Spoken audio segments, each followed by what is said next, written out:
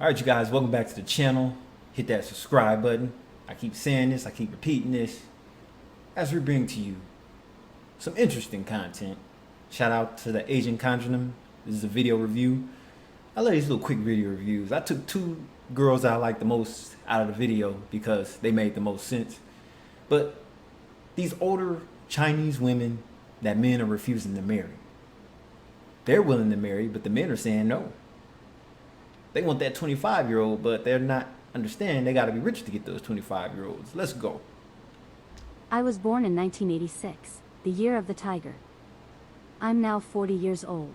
Bam. Single. Oh. Never married. Damn. No children. Damn. Lately, I've been receiving a lot of private messages, and almost all of them ask the same question. You're not bad looking, so how did you end up single? So today, I'm going to lay it all out honestly. This is my truth, my past. And before she even gets into that, I mean, she look a little crazy with that hairdo, but I'm willing to take her for a spin because she's just as old as me. She look fresh, and we all know that's a filter from the forehead to down here. You see how she looks like a child right here? Well, go down to her thumbnails on the social media. This is what she really looks like. So the whole shape of her face is different down here. I'm not judging. She's still doable. She's still attractive. I give her a chance. I hope people can understand, and please, don't cyberbully me or throw insults. Because what I'm about to share all happened when I was young. It started when I was in school, around 14, 15, 16, up to 18. Back then, I had a lot of boys who liked me.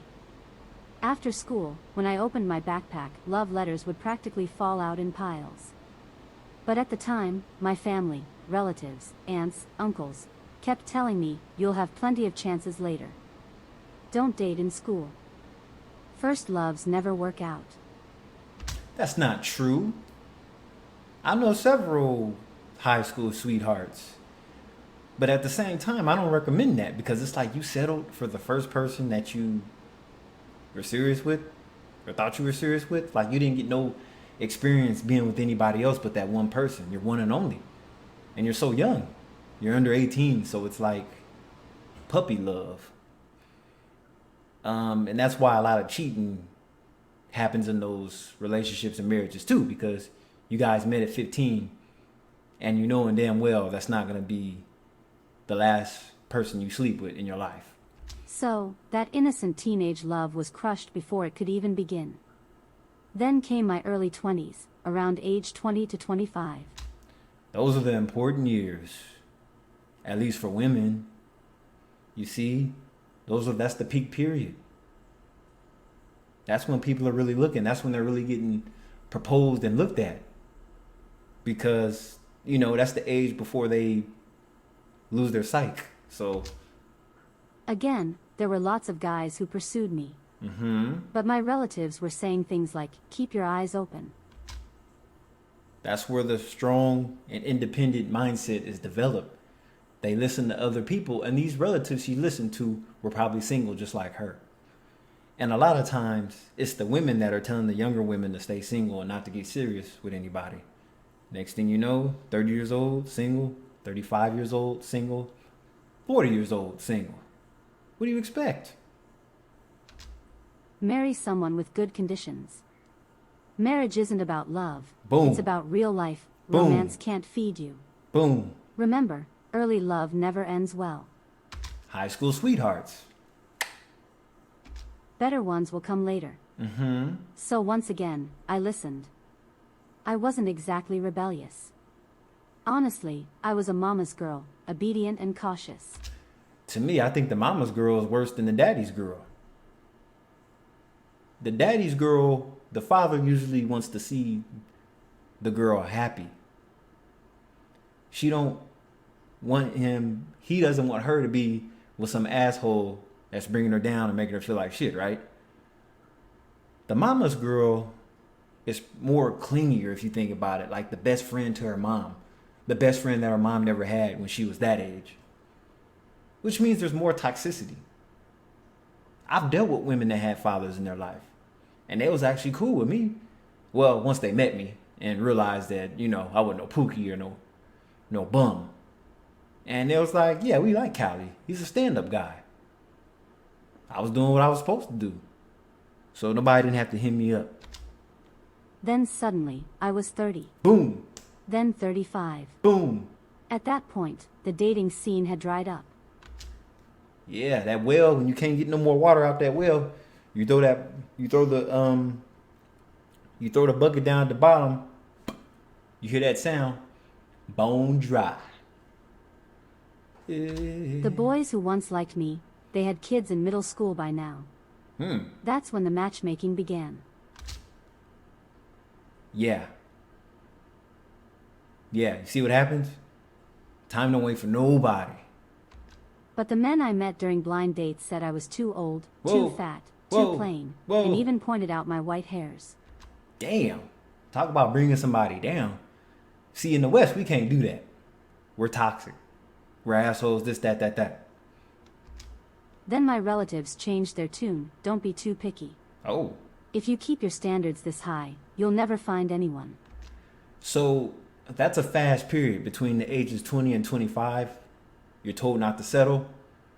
It has nothing to do with being picky. It's funny because at the same time, while they're telling these women not to settle, they're not telling them what type of person to look for either. I mean, they're going to end up with some thug anyway, right? Or at least they'll have their first kid or two by a thug. But then when they get this girl's age, they're going to be looking for somebody that has their finances and everything together. That's why when you meet these women, they want to meet guys that are financially well off. Everything is paid off because they don't want to struggle. They don't want to ride the struggle bus with you. If it really doesn't work out, go back to the village and marry a farmer. Whoa. What's wrong with raising pigs? At least you'll have pork every day. You have bacon every day. Pork belly. See, but that's downgrading though. They're not going to go down. They're going to go up. This woman, I guarantee you, is not going to do that. She's going to raise her standards towards the rich CEO on the 50th floor luxury office. That's what she's looking for. That's when I realized I had missed my chance. Yeah. From 35 to 40, people still introduced me to men. But once they heard my age and the fact that I'd never been married, they immediately assumed something was wrong with me. She must be mentally unstable or have some illness. About that. That's part 2. And a lot of times, that's just what it is. Around that age between 35 and 40, mentally they're messed up in the head. Well, not necessarily that part, but attitude-wise. I've dated women between 35 and 40. And I'm within that age range too. So women around my age group, badass attitude. It's not even worth dealing with them. So that's why I look for 25 to 28 range. That's before the attitude gets real bad. So you gotta catch them right then and there. Some didn't even want to meet at all. And just like that, I became a 40-year-old leftover woman. Leftovers taste better the second day. Always remember that. She's seasoned. And, usually leftover women got better bed skills, if you really care about that. So that's another thing you gotta consider. The attitude's bad, but the bedroom stuff is good. Campbell's good. Yeah. So we go on vacation, but far as moving in with you and marrying you, I don't know. All right, you guys, I just thought I'll share that. That was pretty interesting. These women are so wise now. Is that from their college education years? Who knows? Anyway, this is Kyle Leveo. Hope you enjoyed that clip. I'll check you in the next video. Peace.